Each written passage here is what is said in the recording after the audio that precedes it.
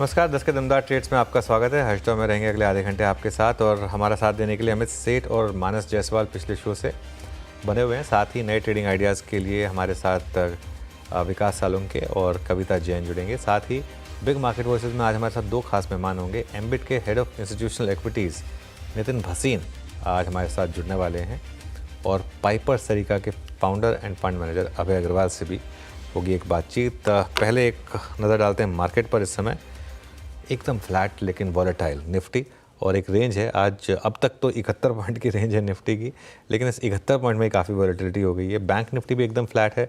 आज mid cap index flat है, हालांकि इंडिविजुअल स्टॉक्स में अच्छे मूव्स हैं, लेकिन आज का इस साल का स्टार पॉकेट आईटी, और आज फिर 550 से ज़्यादा पॉइंट्स की रैली निफ्टी आईटी में। 600 पॉइंट की रैली हो गई अब, और 46,000 हम स्ट्राइक करने की तैयारी कर रहे हैं यहाँ पर। बहुत ही शानदार मोमेंटम आईटी स्टॉक्स में इस समय आपको देखने को मिलेगा। In terms of individual stocks जहाँ पर एक्शन है उनमें कैम्स, कल्याण ज्वेलर्स, इन्फो एज, ये सब वो स्टॉक हैं जिन पर हमने चर्चा भी की है। Coforge, Persistent, BSE, Tech Mahindra, MCX sorry, ये सब स्टॉक्स। लोअर साइड पर Jubilant Foodworks clearly stand out कर रहा है, 0.25% नीचे। हुडको में आज थोड़ी सी प्रॉफिट बुकिंग 2.5% नीचे। कॉनकोर और आरबीएल बैंक दो और स्टॉक हैं जहाँ पर आपको आज प्रॉफिट बुकिंग देखने को मिलेगी। चलिए ट्रेड्स लेना शुरू करते हैं। विकास और कविता के साथ शुरुआत करते हैं ये चर्चा। विकास बताइए, इस समय ताज़ा दो ट्रेड्स क्या रहेंगे? गुड मॉर्निंग हर्षदा जी और अनुज जी। देखो, ओवरऑल मार्केट थोड़ा सा साइडवेज दिख सकता है, लेकिन स्टॉक स्पेसिफिक यहाँ पे मुझे लगता है कि पेट्रोनेट यहाँ पे एक अच्छा ब्रेकआउट देखने मिल रहा है डेली चार्ट पे।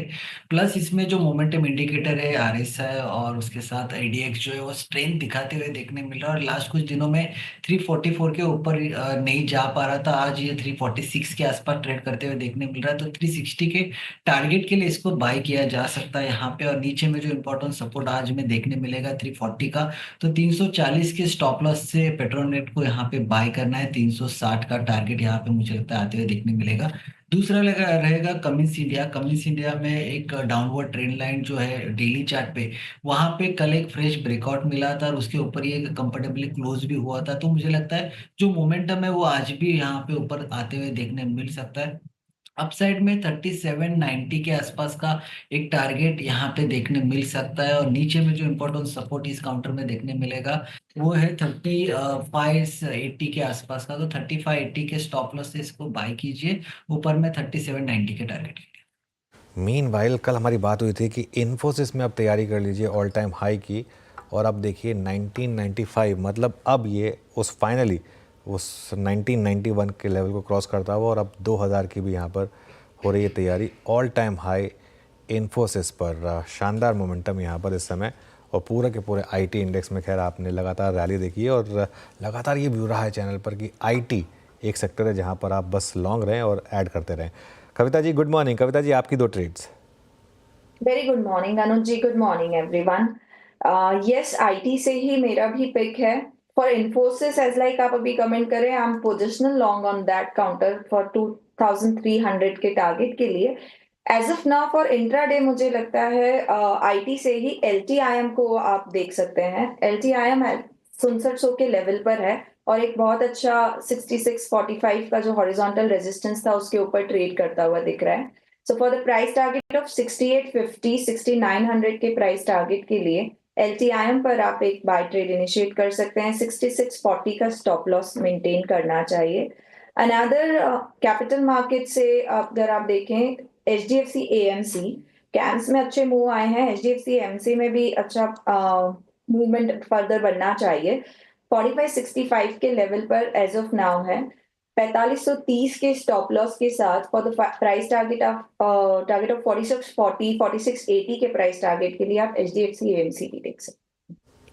ओके, तो HDFC AMC में भी एक अपॉर्चुनिटी क्लियरली वहां पर बन रही है। मानस, आपके ट्रेड्स क्या रहेंगे? तो हर्षदा जी कुछ नॉन आईटी स्टॉक ढूंढने की कोशिश कर रहे थे, तो उसमें पेट्रोनेट था जो कि ऑलरेडी कवर हो चुका है। उसके अलावा अगर हम बात करें तो ये जो गोल्ड फाइनेंस कंपनीज मणप्पुरम और मुथूट है, ये काफी बढ़िया लग रही हैं। अगर एक ट्रेड लेना होगा तो वो मुथूट के साथ होगा, क्योंकि मुथूट ने अपना पिछला स्विंग हाई रीच किया है। करंट लेवल्स पे मुथूट में खरीदारी करनी है। 2064 के स्टॉप लॉस से मुथूट फाइनेंस पे खरीदारी करेंगे, और 2150 2150 तक के टारगेट्स पॉसिबल है। उसके अलावा दूसरा जो स्टॉक है वो डिक्सन है। डिक्सन पे भी खरीदारी करने की राय रहेगी। यहाँ पर एक ब्लैक पैटर्न का ब्रेकआउट देखने को मिला है।